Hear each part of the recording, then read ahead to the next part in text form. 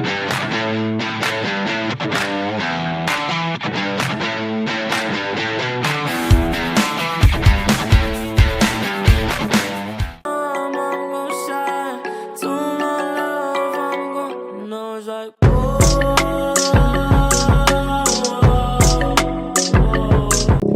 guys, kami sedang berada di tempat pembuangan sampah di Jalan Asem RW 6, Kecamatan Ciracas, Kelurahan Ciracas.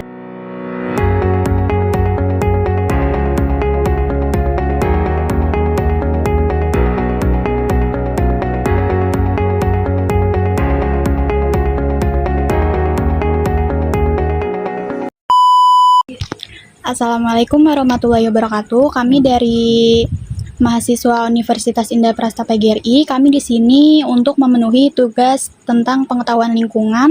Jadi di sini kami sudah bersama dengan salah satu narasumber yang namanya siapa Mbak kalau boleh tahu? Diana Wuri Astuti. Mbak Diana ini kalau boleh tahu asli dari sini atau pendatang Mbak? Kalau kelahiran saya bukan dari sini, jadi saya pendatang di sini. Kalau boleh tahu sudah berapa lama Mbak tinggal di sini? Udah sekitar 15 tahun. Kalau dari Mbak Diana ya mau tanya, yang Mbak ketahui tentang kebersihan dan kesehatan lingkungan itu apa sih Mbak? Kalau kebersihan dan kesehatan lingkungan itu banyak sebenarnya ya aspeknya. Mulai dari udara, air kan, sampai lingkungan yang kita tempatin ini gitu maksudnya. Jadi kalau dari udara kan bisa kayak kebersihannya nggak tercemar dengan polusi kayak gitu. Nah kalau dari air juga itu kayak saluran kotoran pembuangan itu kan kalau nggak dibatasi itu kan bisa terserap sama tanah gitu, dan itu mencemari juga air gitu kan, itu dia bisa jadi kotor gitu, jadi polusi air juga gitu kan, kotoran untuk air.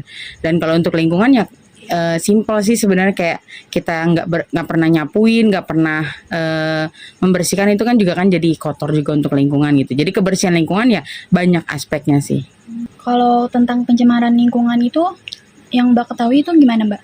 Ya pencemaran lingkungan banyak juga, baik dari udara, air, dan juga hal yang simple biasa kita hirup setiap harinya gitu kan, oksigen itu kan banyak juga udah dicemari, mulai dari entah limbah atau sampah masyarakat juga itu kan, sampah warga itu kan udah mencemari juga untuk udara ya gitu. Untuk pencemaran udara tuh udah banyak terjadi ya kalau di lingkungan, apalagi di Jakarta gitu, karena tempat-tempat sampah juga udah banyak ditempatkan di lingkungan tempat tinggal warga gitu. Jadi kayak warga tuh udah kayak terbiasa tinggal bareng sama tempat pembuangan sampah gitu. Yang nggak usah jauh, satu contoh memang saya kebetulan dekat sama tempat pembuangan sampah gitu kan. Dan itu walaupun sudah dibatasi, tempat ini hanya untuk satu RW. Kenyataannya karena memang di tempat RW lain atau bahkan kelurahan lain gitu ya, karena merasa lebih dekat ke sini, tetap aja mereka ambil simpel buangnya ke sini. Padahal mereka nggak tahu kalau sampah yang udah berlebihan itu menimbulkan aroma yang tidak sedap, terus kan menimbulkan cairan-cairan yang berbahaya juga untuk lingkungannya kan gitu. Karena sering dan pernah kebetulan saya terdampak akan sampah itu sendiri gitu kan. Sebelumnya malah campur sama sampah plastik, sebelumnya ada. Jadi dia itu nerima limbah pembuangan plastik dari pabrik susu kalau nggak salah ya. Jadi dia nerima limbah itu dan diolah di sini si plastik itu gitu kan. Diolah di dekat lingkungan, dekat sampah juga gitu kan, dekat si tempat pembuangan sampah. Jadi dia tuh kayak menyamarkan si limbah yang hasil dari plastik itu, kalau pemikiran dia mungkin untuk menyamarkannya dengan si aroma sampah gitu kan. Padahal kenyataannya bukan cuman aroma yang menjadi masalah untuk warga, ternyata air pun terserap. Tadi saya bilang tempat pembuangan itu got, kalau nggak dicor itu nggak dipasangin penahan air gitu, itu kan terserap ke tanah, dan tanah itu kan ada air itu kan kepake sama warga yang menggunakan air tanah kan gitu. Itu makanya waktu itu akhirnya dikomplain sama warga, nggak kena, terus nggak berefek gitu kan. Akhirnya kita komplain sampai ke tingkat RT RW waktu itu. Makanya akhirnya sekarang alhamdulillah si penerima limbah plastik itu udah berhenti. Nah, ya memang sampah nih sekarang. Sampah kita juga udah komplain. Pak, ini karena pembuangannya bukan hanya dari RW 6, dari RW kita sendiri. Jadi sampah itu membludak, Pak. Nggak sesuai dengan kapasitasnya. Jadi kapasitas yang harus diterimanya tuh 1 truk, dia jalan buang ke Bantar Gebang gitu kan. Ini karena melebihi, akhirnya tuh dia, sedangkan si mobil balik lagi tetap sesuai jadwalnya gitu kan, 1 kali jalan gitu. Nah akhirnya itu sampah berceceran di jalan, menimbulkan aroma tidak sedap, mengotori air, mengotori lingkungan, dan juga memperkecil ini kan akses, Iya. memperkecil akses jalan itu dia. Jadi dampaknya sebenarnya banyak banget. Kalau menurut Mbak, kebersihan lingkungan itu mempengaruhi kesehatan lingkungan nggak sih Mbak? Sangat mempengaruhi. Ya satu contohnya kalau air tercemar terus dipakai buat mandi, buat masak misalkan. Kalau buat mandi otomatis kan bisa menimbulkan penyakit di kulit gitu kan kalau udah tercemar si air itu.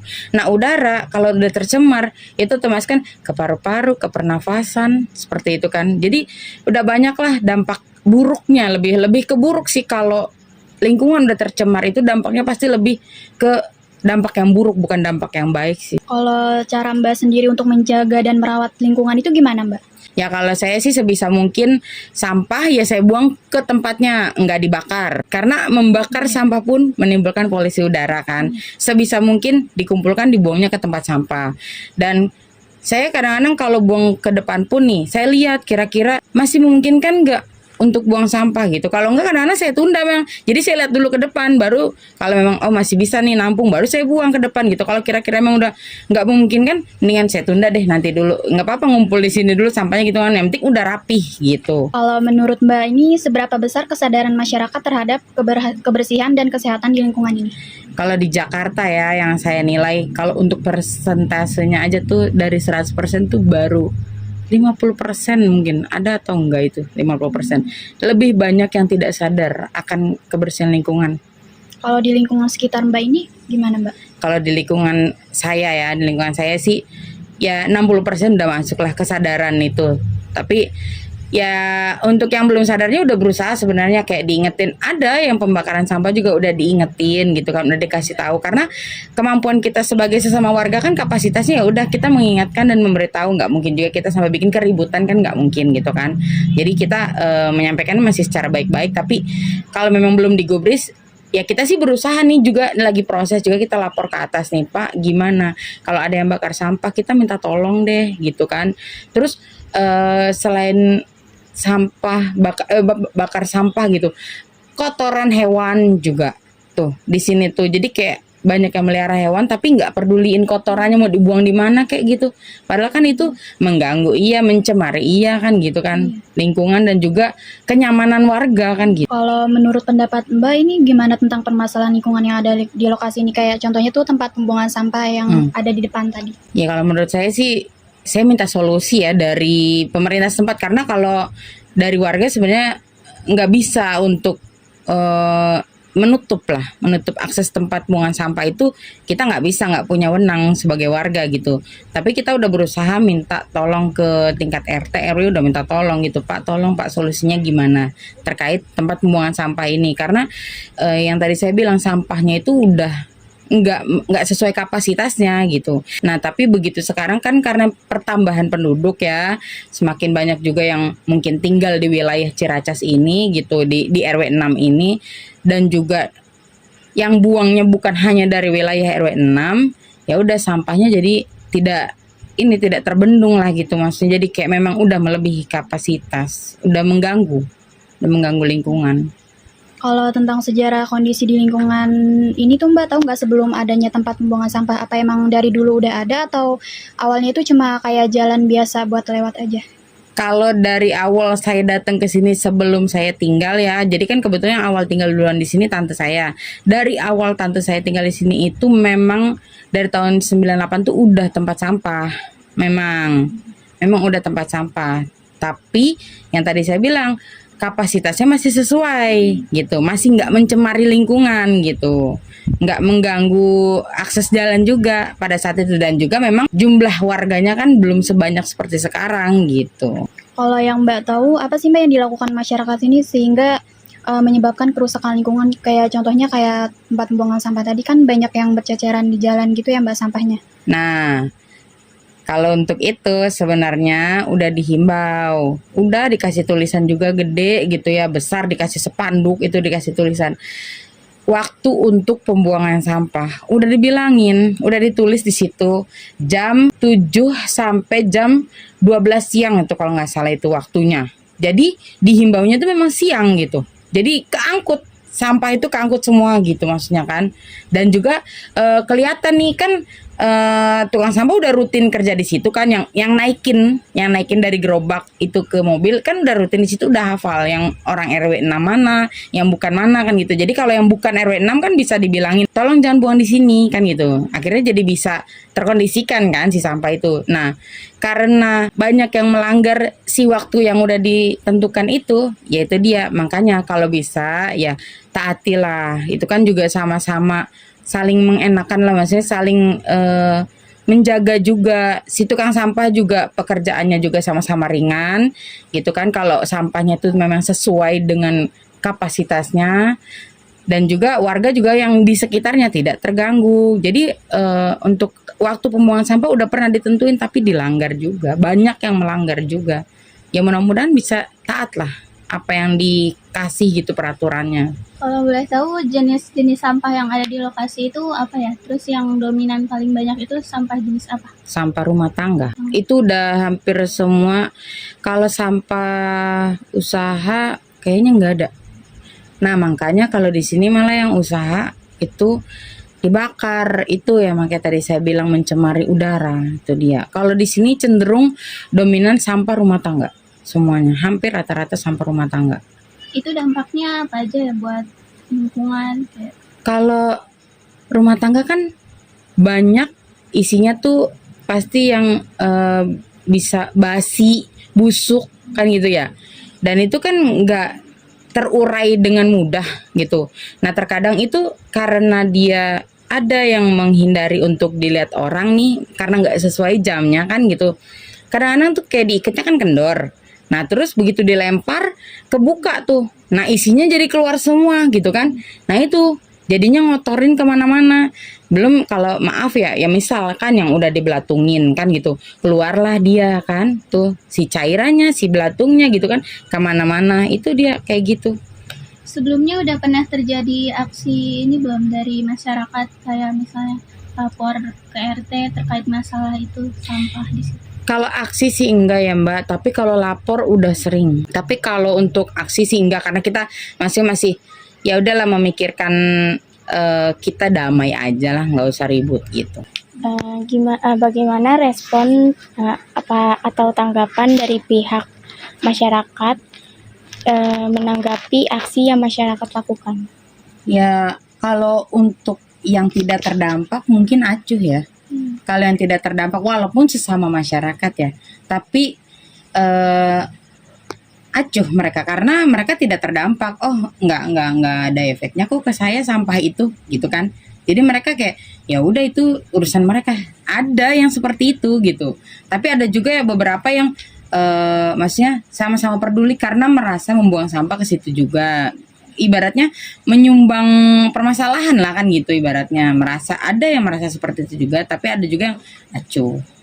Nah kalau tanggapan dari Pak RT RW itu tadi yang saya bilang, ya mereka bilang yang tadi saya bilang kalau tanggapan dari pemerintah setempatnya ya, tadi kan kita lapor udah tingkat RT RW ya, ya mereka bilangnya karena alasan dari kelurahannya karena belum dapat tempat untuk sebagai penggantinya, makanya akhirnya masih bertahanlah di sini walaupun dampaknya udah banyak banget ke masyarakat sekitar gitu. Jadi kalau menurut Mbak itu seharusnya siapa yang bertanggung jawab dalam menjaga kebersihan dan kesehatan lingkungan di lokasi ini?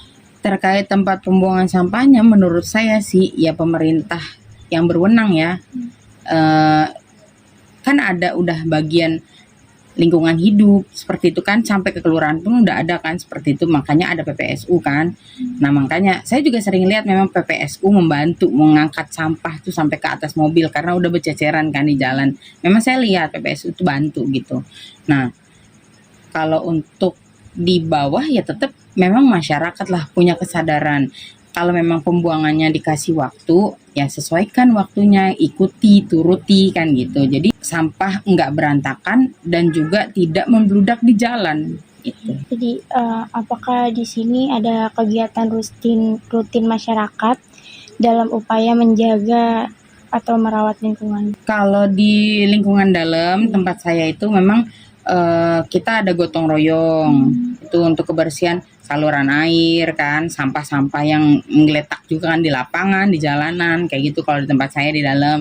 Tapi kalau untuk sampah, tempat pembuangan sampah itu memang ya udah kan memang ada pekerjaannya di situ gitu. Ya kalau kita ya menjaganya dengan berusaha membuang sampah itu sesuai waktunya gitu. Jadi menurut Mbak gimana kondisi lingkungan 40 sampai 50 tahun ke depan jika mayoritas warga merusak dan tidak peduli terhadap lingkungan? 40-50 tahun ke depan Iya. kayaknya udah nggak damai untuk ditempati sama masyarakat biasa deh. Maksudnya untuk jadi lahan pemukiman udah kayak nggak layak deh. Kalau sampai 40-50 tahun ke depan tetap seperti itu terus gitu ya. Karena pencemaran udara, pencemaran lingkungannya semakin parah sih. Saya lihat aja ya dari saya kecil gitu kan sampai ke sekarang ini udah parah kan, perubahan pencemaran lingkungannya itu udah parah. Nah kalau terus seperti itu ntar 40 tahun 50 tahun ya nggak tahu deh nanti seperti apa kan gitu. Kalau nggak dirubah gitu gaya hidupnya, kebiasaannya nggak dirubah ya udah akan lebih parah gitu. Apa yang menjadi harapan masyarakat ke depannya tentang kebersihan dan kesehatan lingkungan? Ya kalau untuk ke pemerintah ya mungkin lebih diperhatikan lah kalau memang ada tempat pembuangan sampah yang dekat dengan masyarakat, dengan pemukiman warga, ya tolong itu kalau bisa sih dijaga atau dipasang pelindung lah, dipasang untuk pelindung. Jadi nggak mengotori ke lingkungan sekelilingnya, apalagi kalau di jalanan gitu kan, di jalanan umum. Karena kalau di sini kan jatuhnya itu jalanan sebenarnya. Iya. Jadi tadinya itu tempat pembuangan sampah itu kecil, cuma di atas got doang tadinya. Makanya saya bilang ketampung sama mobil satu truk doang gitu. Nah kalau sekarang satu truk udah jalan, di situ tuh masih banyak di atas gerobak gitu. Makanya mudah-mudahan sih pemerintah lebih peka ya, maksudnya kayak jangan ngerasa cuek gitu, jangan ngerasa acuh ngelihat tempat pembuangan sampah yang memang di wilayah pemukiman tapi tidak terkontrol gitu. Kalau menurut saya sih. Nah kalau untuk warga sekeliling dan sekitarnya ya sama-sama menjaga aja lah, menjaga kebersihan, sama-sama mentaati peraturan yang udah diberikan. Jadi selanjutnya pertanyaan itu bagaimana cara Mbak memberikan pemahaman dan kesadaran kepada keluarga tentang agar mereka bisa menjaga kebersihan di lingkungan? Ya kalau ke keluarga. Iya. Kalau ke keluarga ya saya selalu ngingetin terutama ke anak saya pun saya ngingetin buang sampah di tempatnya. Itu terutama.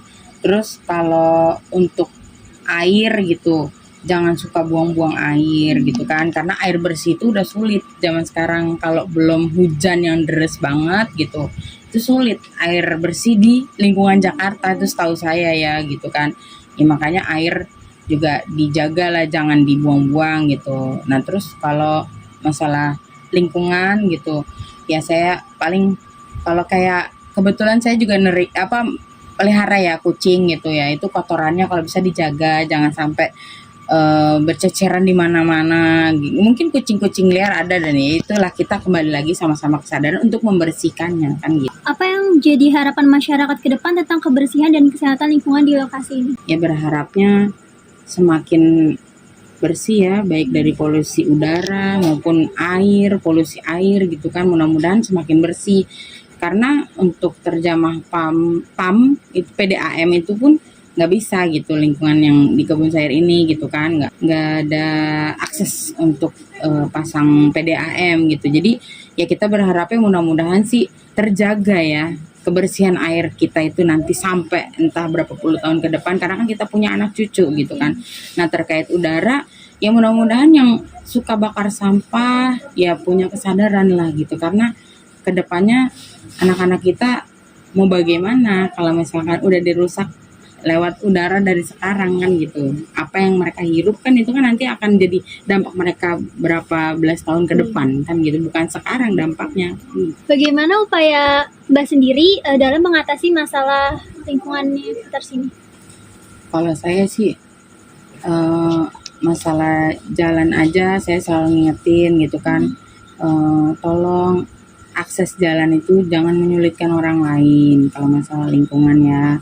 Terus kalau masalah kebersihan ya itulah udah sering saya himbau juga, kalau misalnya saya dapat info dari tukang sampah dari depan dibilangin tolong dong, kebetulan saya kan pengurus di sini gitu kan, jadi dapat himbauan waktu pembuangan sampah itu, waktu untuk membuang sampah itu sebelum ke warga sebenarnya udah ke pengurus dulu gitu kan.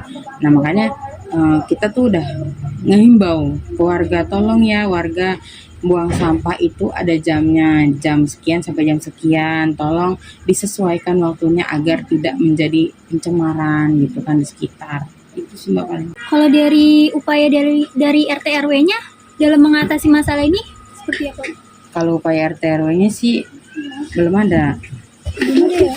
Belum ada kalau dari RT RW. Kalau RT RW ya udah kayak selagi memang sampah kayaknya nggak teriak ke rumah dia, kayaknya nggak masalah. Yang saya lihat ya gitu, karena kan memang kenyataannya yang sekarang terjadi gitu kan, memang masih seperti itu aja gitu, sampai jembatan yang arah ke dalam itu, akses ke dalam kebun sayur itu kan juga rusak. Nah itu juga ya nggak tahu nanti siapa yang peduli untuk ganti gitu. Paling nanti kalau memang udah bener-bener darurat banget ya dari pengurus paguyuban dalam kebun sayur lagi yang akhirnya turun tangan gitu. Kalau untuk dari pemerintahnya sendiri belum terlihat juga. Yang tadi saya bilang kalau dari pihak kelurahan ya cuman alasannya pokoknya tetap belum dapat tempat penggantinya gitu aja udah, katanya seperti itu. Berarti belum ada upaya yang dilakukan pemerintah selanjutnya ya Mbak ya? Belum ada karena kita tunggu-tunggu dari terakhir kita bilang, Pak ini tolong dong tempat sampah dipindah, tempat pembuangan sampah ini dipindah, jangan di depan kebun sayur lagi, jangan di wilayah RT 5 lagi, maksudnya jangan di jalan ini, jangan di jalan Asem gitu. Karena ini akses jalan yang lumayan padat kalau di jam sekolah dan di jam kerja gitu ya. Ini lumayan padat, tapi tetap aja kenyataannya setelah sekian kali dikomplain pun masih ada aja di situ, masih tetap di situ. Baik, jadi tadi kami sudah mewawancarai salah satu warga yang rumahnya tidak jauh dari tempat pembuangan sampah.